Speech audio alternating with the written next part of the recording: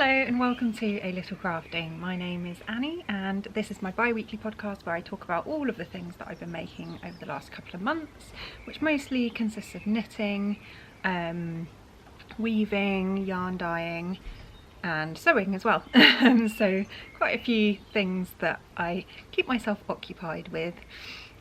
Today is the 6th of May 2022 and I haven't recorded for quite a while, even though this is supposed to be bi-weekly, but I've just been busy with so much other stuff, so apologies if you were waiting for an episode last week and didn't get one. I'm hoping to get back on track soon. May is going to be a busy month, but after that, hopefully, fingers crossed, I will be back on schedule. I am coming to you from Surrey in the UK, which is where I live with my husband and my cat.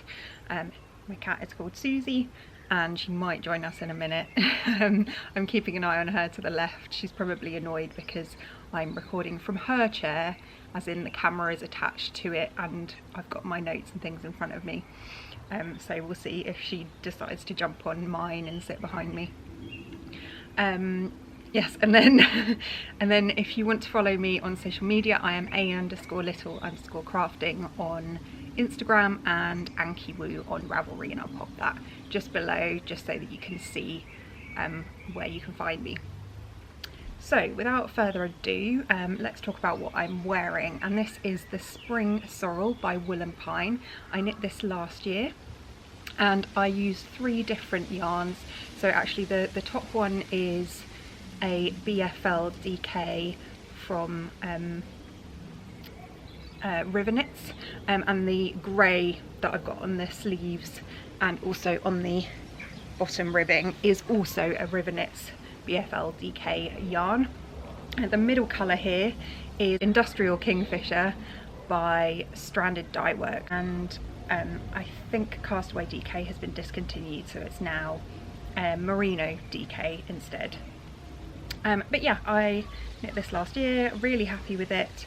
I think next time I knit this pattern I will probably knit a solid colour though, because I do find the busyness of the middle looks a bit odd, but I find the shape really flattering. I'm just wearing this with jeans, and it's a really lovely top to knit. I keep saying I will one day knit the full-on Sorrel, which is a full sweater and I think contains some mohair as well. But I will have a look into what I need to do for that, and I have so many desires and wishes for projects that I'll probably not get around to that for a while. I'm really pleased to be able to record outside today. It is kind of on and off sunny, so apologies if I'm squinting, the sun is right there, but I thought it'd be nice to sit in the garden and record this time. So let's get on to my actual projects at the moment, and I do have a finished object this week, which is really good because obviously I've delayed a week, so I'm glad I've got something to show you at least. And that, surprise surprise, is my velvet mirror cowl by Andrea Mowry. And so I'm going to show you this a little bit more on the seam section, so where it switches over. Yeah, so this was an absolute joy to knit. I have loved every minute of it. I've made a couple of mistakes, but I don't really care. And the yarn I am using is beautiful. So this is a merino, or a sock merino yarn from Botanical Yarns in fingering weight, and then also the Surrey alpaca fluff that was part of the same kit. So I saw this at Unravel Festival on the Botanical Yarns stand, and I had to get a kit at the time because I thought it was just amazing, and I am now obsessed with Surrey alpaca as a result of knitting this cowl. So I'll probably cast on something else very soon, now that I've finished this. It has a crossover in it. It's still a little bit damp, so I've got this dampness a bit here, but I did just wash it last night. and I'm gonna really enjoy wearing this, probably not right now because it's quite warm actually, but maybe when autumn rolls around, or if we have some colder days during the spring and summer here in the UK. So yeah, absolutely chuffed with this project, and I want to knit some more. So that is finished objects number 1. And then this is the label for the Botanical Yarn set. You can find it on her website still. The label is like this as well. And I have quite a lot of yarn still left over of the light pink, which is a merino sock weight yarn. I've got 54 grams left, and I've got 22 grams of the Surrey alpaca fluff in this beautiful pink colour. So I'm not sure what I'm going to do with them. One of my friends suggested that I make a headband out of kind of one of the sections, so what I could do is effectively do the same thing but in a smaller version and just have it as a headband, which I think will be a really lovely idea. I might try that at some point. So yeah, 1 FO this week. Yeah, and like I said, didn't take up that much yarn. If I'd known, I would have probably carried on some of the repeat and then finished off all the yarn, because I hate to have leftovers that I don't know what to do with. But yeah, beautiful, beautiful pattern. Highly recommend. So I do actually have a knit along running for the Velvet Mirror cowl on Ravelry, and the end date is June the 30th, so there's still plenty of time to enter. And what I'm going to do is, for those of you who enter in the UK, I'll be dyeing some yarn. I'll be dyeing a skein of Surrey alpaca and a skein of fingering weight, so that you can make another one of these. And for those outside of the UK, I'd like to give away a pattern, and that one will be the Snuggle is Real cowl by Maxim Cyr. I have knit one of these before for my husband and absolutely loved it, and I realised it also calls for Surrey alpaca, but I didn't use Surrey in my version. So I thought it was a good one. It's more of a wintry cowl, it's quite big, but as the name suggests, it's a snuggly one and will definitely keep you warm in the winter months. So yeah, please check out the Ravelry group. I'll put a link down below and you can have a look at whether you want to enter the knit along. Next up, I have been making some progress on another project, and this one is my Zorzal by Lisa Hannes. And apologies, I haven't put this, after showing you last time and saying I should put this on a longer cord, I haven't actually done that. So apologies, I can't really show it in all its glory. But this is a crescent shaped shawl with kind of colour blocks and stripes. So you can see the first section is all stripy like this. The second section is this orange. Both of these are Mr. B's yarns. So the orange colour is Mutend, and the kind of grey with specks of orange is Just Rust. And then this is kind of how it's growing. Obviously it's a lot bigger than it looks here. I am essentially almost at the end of this first section of orange, so you can see I've got that much in terms of short rows to go. So I'm excited to be on to the next section. I can't remember what the next section is, but it's probably something like a colour block in the grey. So I'm really looking forward to seeing how the speckles and things come out in that yarn.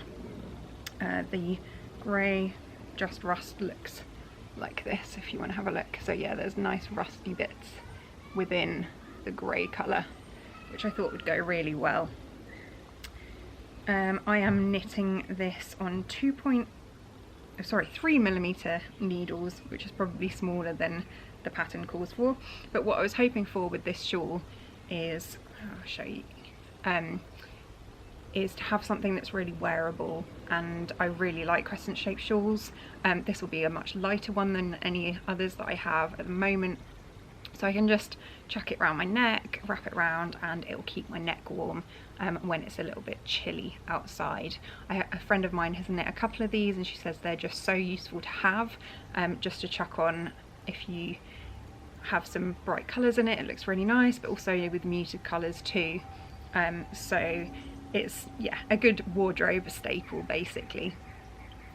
And it's fairly straightforward as well, so obviously knowing short rows and how to increase and decrease is probably helpful, but as it goes otherwise it's garter stitch, so ultimately you're just knitting all the time.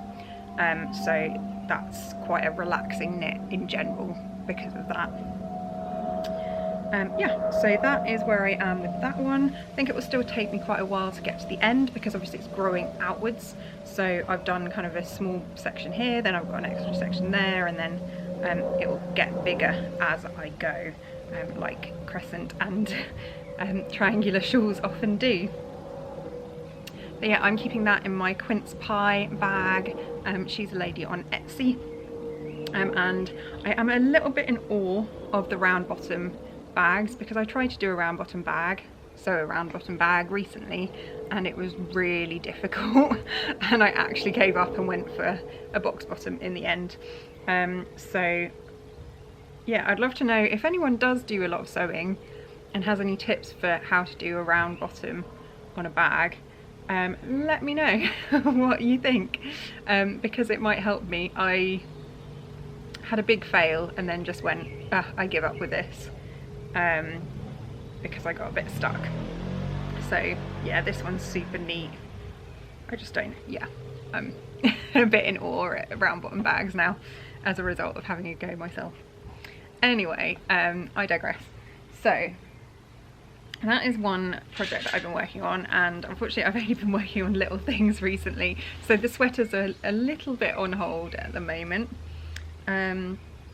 But this is something that I haven't shown on the podcast before, but I did cast it on for my craft weekend in February. I just hadn't really done very much of it, so I didn't think there was any point in showing it off. The yarns I am using are some more Riverknits. So this one is Chimera, and I bought this at Unravel Festival 2021. And this one is Neen, and it's lovely moss green. And again, I got it with the other yarn at Unravel 2021. Yeah, so both fingering weight yarns, and I thought they'd go really nicely together in a project. So this is what I am knitting, and it's another colourwork cowl. So this one is by Mina, and it's the Take Flight cowl from her book Cowls, I think inspired by Persian rugs basically. I'll double check the name and obviously link it below. But she has a whole collection of cowls that she released I think 2 years ago, and I bought the physical book as well as the digital patterns, so that I could make some more colourwork cowls basically. They're really nice simple designs that look very effective basically. So this is how far I have got so far, and you can see it's these kind of chevron sections that almost look like birds flying off. Hopefully you can see that quite well. So yeah, one thing I wasn't sure about is whether these stand out from each other enough, but now that I see it in the daylight, it actually looks much better than it did when I was knitting on it last night. So yeah, you can really see the green especially, and then the blue's a bit more muted, probably because it's heavily variegated, or it's got this kind of zebra stripe. To the yarn, it's a little bit like Spin Cycle yarns or the Crazy's Alba balls basically, but yeah, it looks better in daylight definitely. So I've obviously not got very far with this, but it's pretty straightforward. Again, very similar to the Velvet Mirror cowl in that you just keep going because you want to keep going, and I find it really easy to knit colour work, especially such a simple pattern, quite quickly. I find it quite meditative, so it's hopefully going to work out quite well. But yeah, I'll just keep knitting this until I run out of yarn basically, and then I'll do the same as the Velvet Mirror cowl. So actually graft it together at the end. So I've got a provisional cast on here. And I highly recommend, if you're doing a provisional cast on, check out Andrea Mowry's one.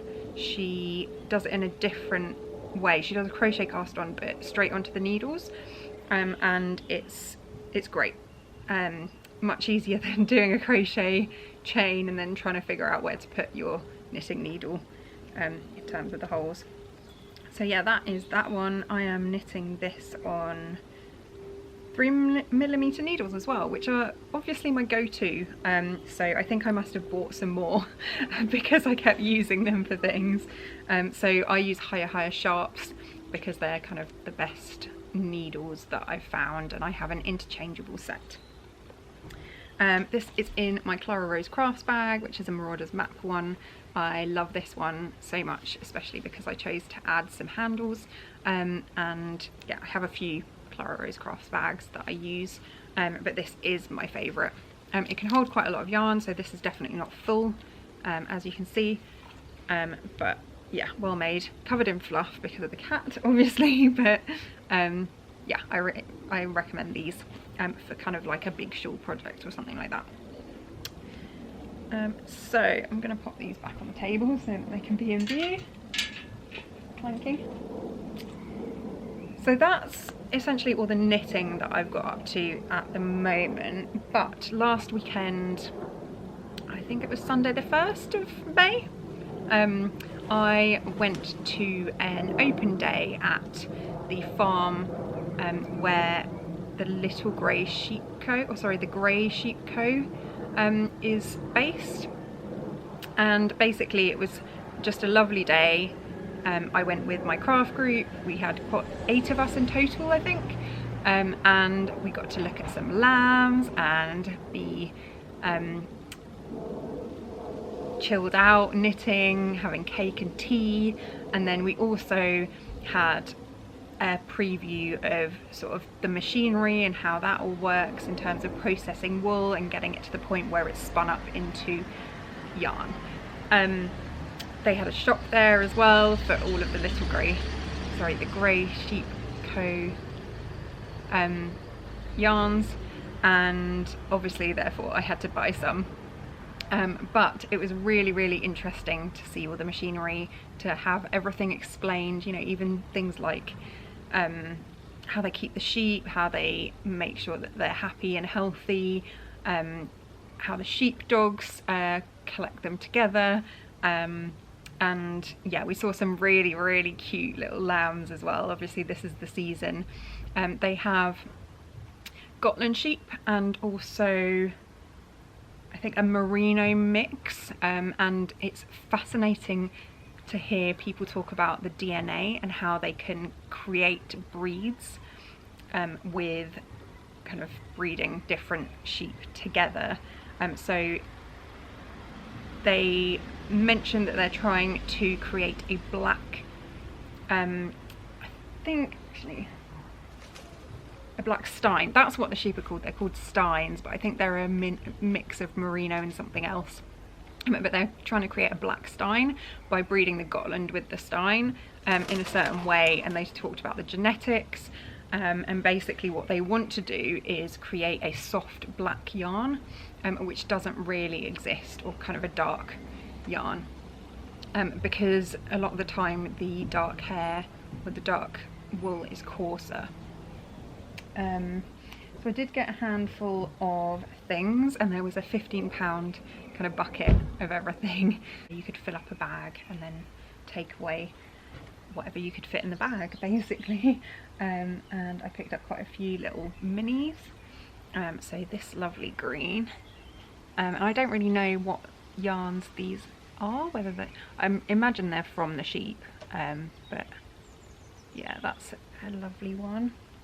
And I've got this red, which I always tend to go for, something like that. Some burnt orange, haha, and it's really nicely varied, this yarn. It's quite crunchy, I would say. Another little orange that's a little bit different. Nice.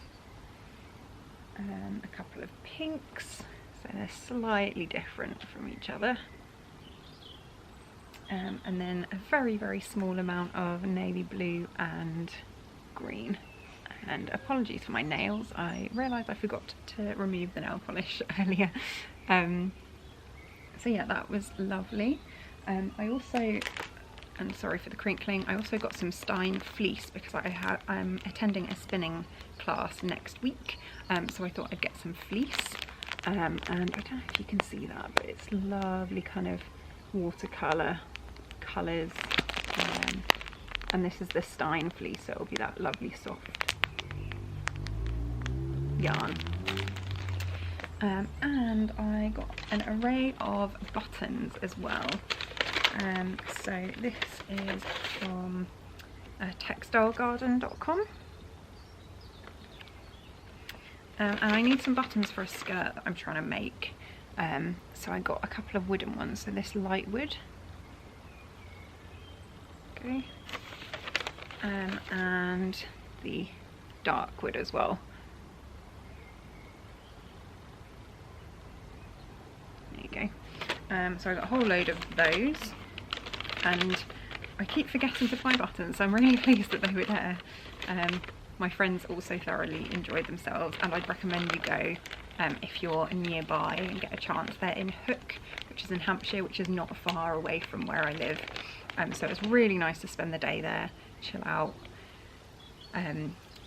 find out about yarn and how it's made and processed and spun and what the different varieties are, and have coffee and cake and chill out pretty much.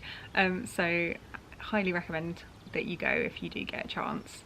I think they do it once a year, so across a weekend, and then obviously you can buy the yarn itself there. I didn't get any actual full skeins of yarn this time just because I have so much to work through at the moment. And that's everything that I have to show at the moment, so quite short and sweet, hence waiting a little bit of time to record. But I have been doing some sewing, and I will be doing some yarn dyeing this week, so next time I should have a bit more of that to show. And hopefully a bit more knitting. I'd better get a move on with some of the sweaters, but I honestly don't feel like knitting them at the moment because it's such lovely weather, and something like a heavy sweater just feels too warm right now. In other news, I've also been going climbing quite a lot with friends and my husband, and we are still enjoying ourselves. So yeah, trying to make that a priority so that I can make sure I keep my fitness up, and yeah, it's great for the mental health as well. You have no opportunity to think about work or other things that are stressing you out when you're on the wall. So it's just you and the wall. Yeah, and I will pop some footage of the Grey Sheep Co. open day at the end of this video, because I did take a few clips and some photos too, so that you can see the lambs that we saw. Thank you so much for watching. Please do like and subscribe if you liked this episode. It really helps me get visibility on YouTube due to the algorithm. And otherwise, I will, fingers crossed, see you in a couple of weeks for another episode. I'll probably be able to talk about my spinning class and also anything that I've knit in the meantime. So I look forward to speaking to you again then. Thanks very much. Bye.